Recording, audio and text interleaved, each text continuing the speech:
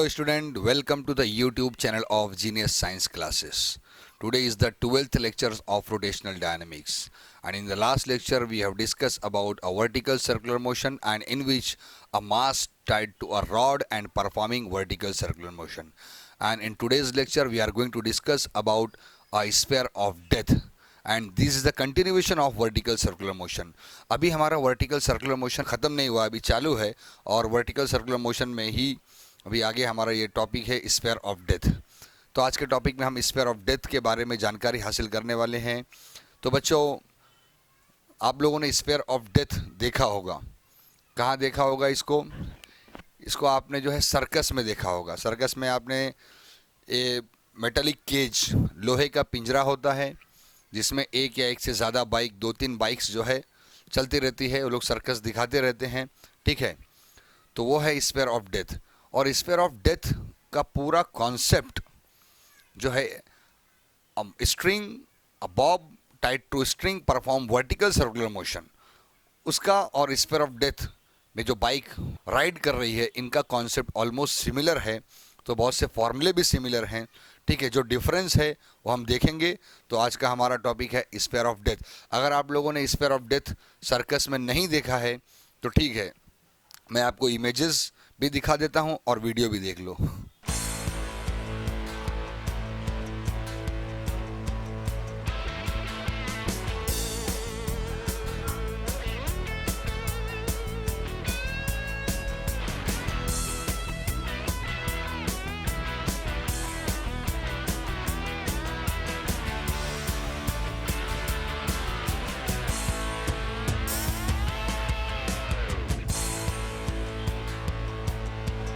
तो बच्चों, आपने देखा, अब आपको ये समझ में आ गया होगा कि स्फीयर ऑफ डेथ क्या है, ठीक है.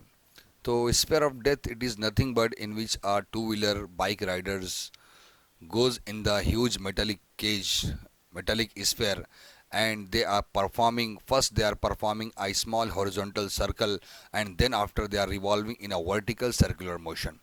तो बच्चों, बहुत ही सिंपल है. यही सारी बातें टेक्स्ट बुक में लिखी हुई हैं. अब देखो कि बाइक राइडर्स जब उस मेटालिक स्फीयर में जाते हैं तो direct vertical circular motion perform करना शुरू नहीं करते. पहले वो इस तरह से घूमते हैं धीरे धीरे, और पहले वो small horizontal circular motion perform करते हैं, ठीक है. और जब वो small horizontal circular motion perform करते हैं तो ये कॉन्सेप्ट एकदम कोनिकल पेंडुलम जैसा हो जाता है. ये देखो, तो स्टार्टिंग में बाइक केज में जाने के बाद हॉरिजॉन्टल सर्कुलर मोशन परफॉर्म कर रहा है, ठीक है. और इसका पूरा कॉन्सेप्ट कोनिकल पेंडुलम जैसा हो जाएगा. तो पूरा कॉन्सेप्ट इसमें लगेगा कोनिकल पेंडुलम का, ठीक है. तो बच्चों, और जब ये थोड़ी स्पीड पकड़ेगा, ठीक है, थोड़ा जब बाइक थोड़ी फास्ट होगी, देन उसके बाद ये पूरा वर्टिकल सर्कुलर मोशन परफॉर्म करना शुरू कर देंगे फुल स्पीड के साथ. तो इस तरह से बाइक जो है गोल गोल फिर किसी भी डायरेक्शन में वो वर्टिकल सर्कुलर मोशन परफॉर्म करेंगे. उस वक्त उनकी वेलोसिटी यानी बाइक की स्पीड ज़्यादा होगी. तो जब वो वर्टिकल सर्कुलर मोशन परफॉर्म करना शुरू कर देगा तो यहाँ पर जो अब उसने वर्टिकल सर्कुलर मोशन परफॉर्म करना शुरू कर दिया, और यहाँ पे जो कॉन्सेप्ट यूज़ होगा, concept a point mass tied to string and perform vertical circular motion, ये कॉन्सेप्ट यूज़ होगा, mass tied to string, okay. और जो भी फॉर्मूले, स्ट्रिंग के जो भी फॉर्मूले हैं, टेंशन के, वेलोसिटी के, वो सारे फॉर्मूले यहाँ पर फिर अप्लीकेबल होना शुरू हो जाएंगे. अच्छा, जो सबसे मेन डिफरेंस है, जो सबसे बड़ा डिफरेंस है वो ये है कि बच्चों ये ध्यान दो, मान लो ये बाइकर है, ठीक है, ये बाइकर है, बाइक चला रहा है. ये कोई रस्सी से बंधा हुआ नहीं है ना. कोनिकल पेंडुलम में ये बॉब था और ये स्ट्रिंग से बंधा हुआ था. तो स्ट्रिंग पर एक तरह का फोर्स होता था जिसको हम टेंशन कहते हैं. लेकिन यहाँ पर तो रस्सी नहीं है, यहाँ पर तो स्ट्रिंग नहीं है. तो अब यहाँ पर क्या है? तो यहाँ पर अब रस्सी नहीं है, लेकिन यहाँ पर नॉर्मल रिएक्शन है. आप जानते हैं normal reaction, it is a kind of force. ये एक तरह का फोर्स है, and it is due to weight of the object and acting in the upward direction. ये उस पर्टिकुलर ऑब्जेक्ट के वेट की वजह से ही होता है और ये अपवर्ड डायरेक्शन में होता है। तो जो सबसे बड़ा डिफरेंस है वो यही है कि tension T it is replaced by normal reaction. In both the case tension T is replaced by normal reaction. तो ये सबसे मेन डिफरेंस है ये बच्चों। तो दोनों केस में tension T replaced by normal reaction and tension T replaced by normal reaction. तो बच्चों अब वर्टिकल सर्कुलर मोशन के फॉर्मूले में जो आपने टेंशन का फॉर्मूला सॉल्व किया था, जितने भी फॉर्मूले आए थे वो सब फॉर्मूले में T हटा के N लगा दोगे तो सारा फॉर्मूला स्फीयर ऑफ डेथ के लिए हो जाएगा। तो tension T is replace by normal reaction.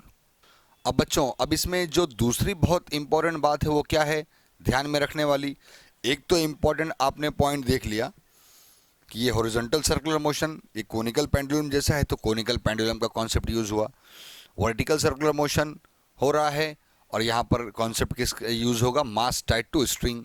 Tension is replaced by normal reaction, here also tension is replaced by normal reaction.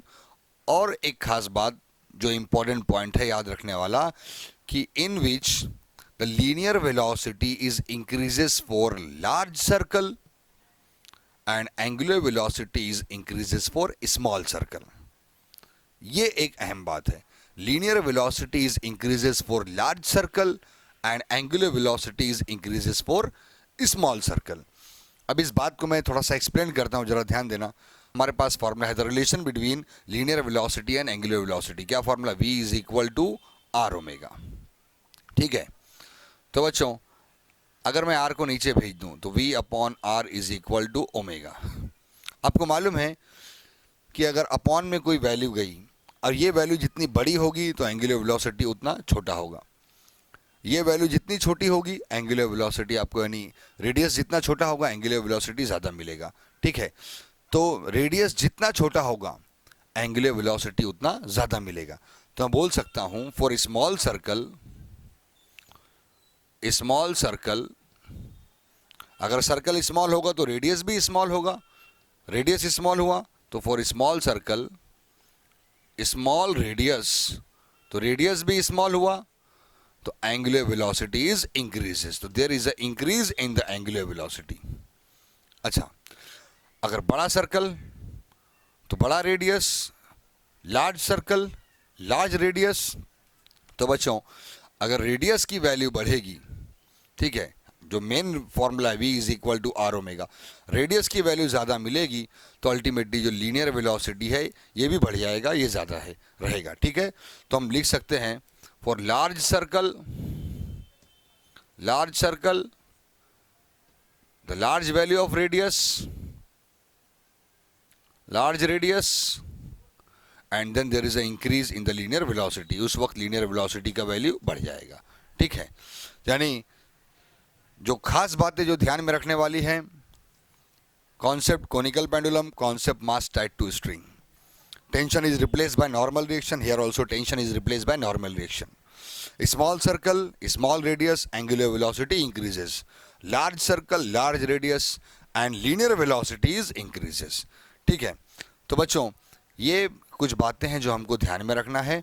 ठीक है, तो बच्चों मैं कुछ और जानकारी देता हूं। जैसे कि मैंने बोला कि स्फीयर ऑफ डेथ का जो केस है string mass tied to string के केस से एकदम सिमिलर है, तो उसके फॉर्मूले इसके लिए एप्लीकेबल हो सकते हैं और इसके बेस पे क्वेश्चन भी एग्जाम में सॉल्व करने के लिए आ सकते हैं।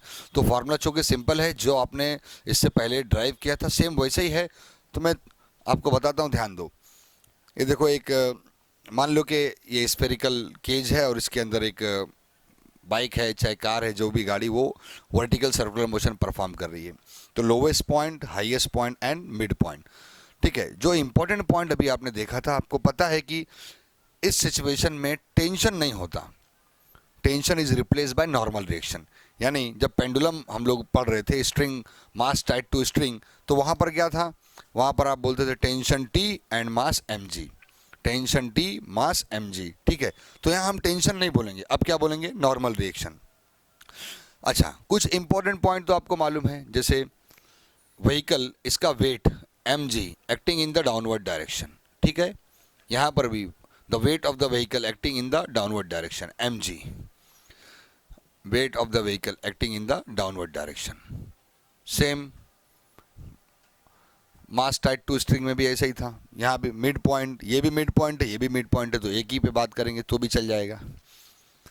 अच्छा, आप ये भी जानते हैं कि जो टेंशन टी वहाँ पर था, it gives necessary centripetal force to perform vertical circular motion, यानी ये बाइक या bob vertical circular motion perform करता रहे, उसके लिए सेंट्रीपिटल फोर्स नेसेसरी है।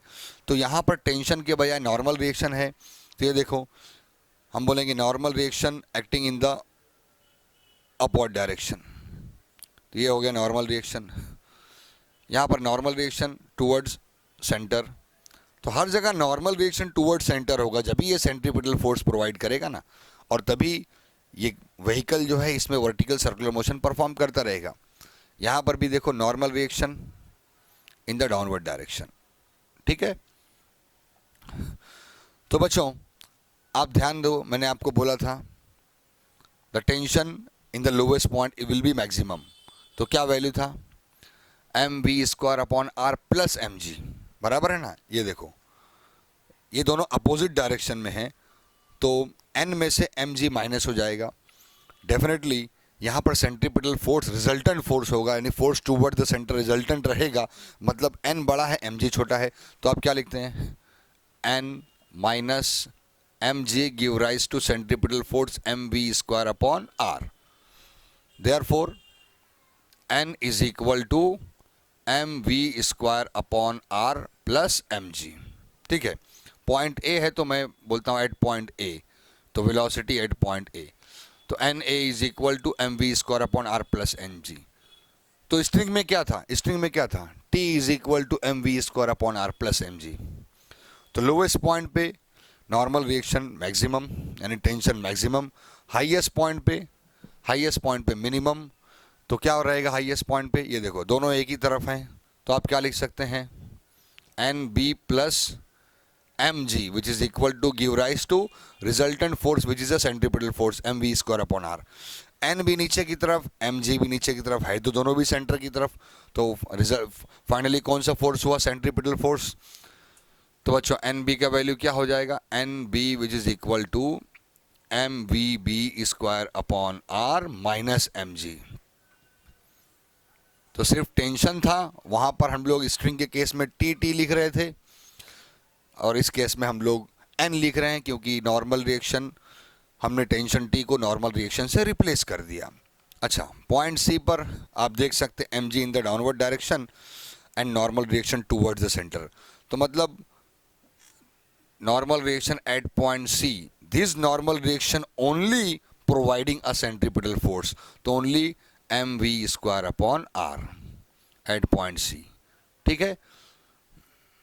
आप चेक कर लेना स्ट्रिंग के फॉर्मूले से, वहाँ पे सब जगह t है, यहाँ पे सब जगह n आ गया। इसी तरह से सिमिलरली सेम इसी तरह से जब वेलोसिटी का आप डेरिवेशन देखेंगे, तो यहाँ पर बच्चों डेरिवेशन आप देख चुके हैं, velocity at point B denoted by VB, velocity at point C denoted by VC, velocity at point A denoted by VA। तो आपको स्ट्रिंग के केस में हाईएस्ट पॉइंट पे वेलोसिटी कितनी मिली थी, √rg। स्ट्रिंग के केस में लोवेस्ट पॉइंट पे √5rg, मिड पॉइंट पे √3rg। तो स्फीयर ऑफ डेथ में भी, मेटालिक केज में भी सेम रहेगा, तो velocity at point B which is equal to √rg, यहाँ पर √5rg, √3rg। velocity at point A is equal to √5rg, velocity at point C और velocity at point D which is equal to √3rg, same formula रहेगा। जो difference in tension है वो भी value same रहेगी, difference in tension at lowest point and highest point, at lowest point और a mid point, ठीक है। तो difference in tension at point A minus difference in tension, तो मैं टेंशन के at point B which is equal to 6 mg, ये string के case में मिला था। यहाँ पर आप टेंशन को रिप्लेस कर दो, normal reaction at point A minus normal reaction at point B which is equal to 6 mg, हो गया। अगर मैं इन दोनों पॉइंट के टेंशन का डिफरेंस निकालूं तो normal reaction at point A minus normal reaction at point C which is equal to 3 mg। Okay, तो बच्चों ये सारे इन्फॉर्मेशन और जानकारी दे रहा हूँ क्योंकि इसके बेस पे प्रॉब्लम एग्जाम में आ सकते हैं। बस मैं ये आपको बताना चाहता था स्टार्ट में, इससे पहले जितने थ्योरेटिकल जो मैं नॉलेज दिया टेक्स्ट बुक में उतना लिखा हुआ है, पैराग्राफ वाइज लिखा हुआ है, वही सारी बातें इंपॉर्टेंट पॉइंट्स पैराग्राफ के फॉर्म में लिखी हुई हैं। लेकिन अगर इसके ऊपर प्रॉब्लम आया तो फिर अलग से मतलब ज़्यादा दिमाग लगाने की ज़रूरत नहीं है ना, क्योंकि जैसा स्ट्रिंग के केस में था ऑलमोस्ट सारा वैसा ही मामला इसमें है, स्फीयर ऑफ डेथ के केस में है। तो जल्दी से मैंने बता दिया ताकि आपके दिमाग में सारी बातें चली जाए। तो बच्चों मेरे ख्याल से सारी बातें आपको समझ में आ गई होंगी। स्फीयर ऑफ डेथ क्या है, यहाँ पे कौन कौन से फॉर्मूले लग रहे हैं, कैसे कैसे चीज़ें हैं, ठीक है। तो इजी ही है, कोई डिफ़िकल्ट तो नहीं है। तो आज का लेक्चर मैं स्टॉप करता हूँ। Good bye.